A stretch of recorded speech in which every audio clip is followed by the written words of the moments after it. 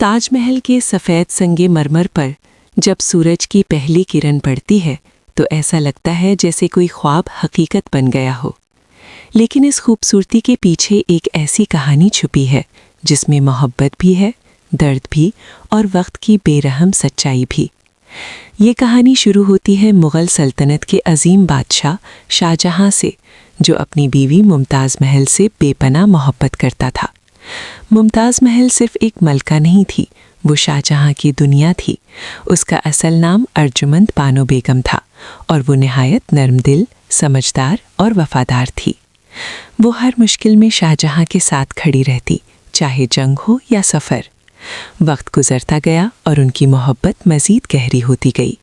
लेकिन 1631 में किस्मत ने एक ऐसा वार किया जिसने सब कुछ बदल दिया।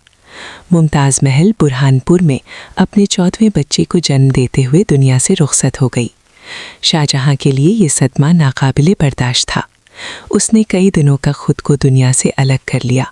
दरबार वीरान हो गया, मौसीकी बंद हो गई और एक बादशाह अंदर से टूट गया। कहते हैं कि मुमताज़ महल ने मरने से पहले शाहजहां से कहा था, मेरी याद को कभी मिटने ना देना। और यही वो लम्हा था जब एक अजीम फैसला लिया गया।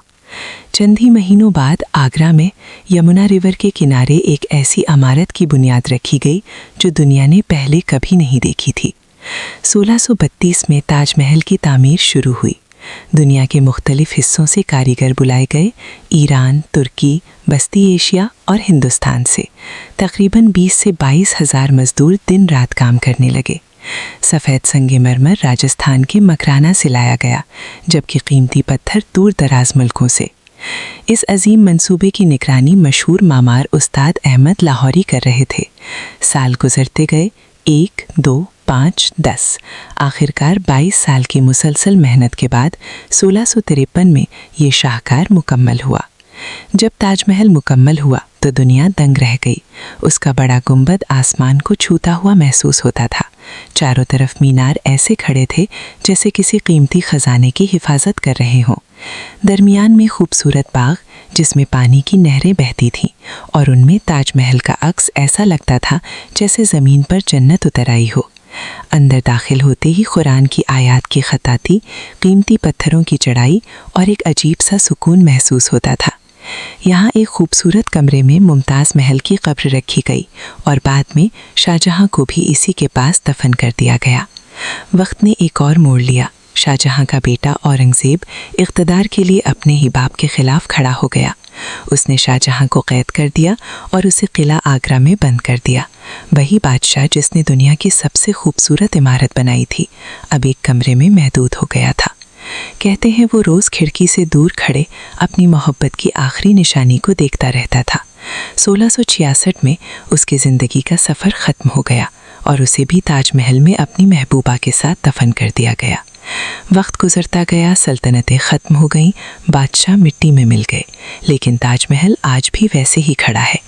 आज ये यूनेस्को की आलमी वर्सा फहरिस्त में शामिल है और हर साल लाखों लोग उसे देखने आते हैं। हाँ, वक्त ने इस पर असर ज़रूर डाला है। आलूदगी की वजह से इसका सफ़ेद रंग कुछ सर्द पड़ने लगा है, लेकिन इसे बचाने के लिए मुसलसल काम हो रहा है। और जहाँ तक इस मशहूर कहानी का ताल्लुक़ है कि मज़दूरों के हाथ काट दिए गए थे, तो हकीकत में इसका कोई पक्का सबूत नहीं मिलता।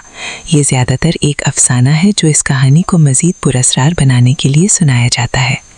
आज जब चांदनी रात में ताजमहल चमकता है तो ऐसा लगता है जैसे मुमताज़ महल की यादें अब भी इसमें ज़िंदा हों।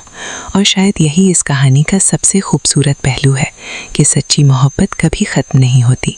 वो वक्त, फासले और मौत से भी आगे निकल जाती है। सबक: ताजमहल हमें ये नहीं सिखाता कि मोहब्बत में महल बनाओ, बल्कि ये सिखाता है कि सच्ची मोहब्बत वक्त से भी बड़ी हो जाती है और इंसान की बनाई हुई चीज़ भी सदियों तक जिंदा रह सकती है।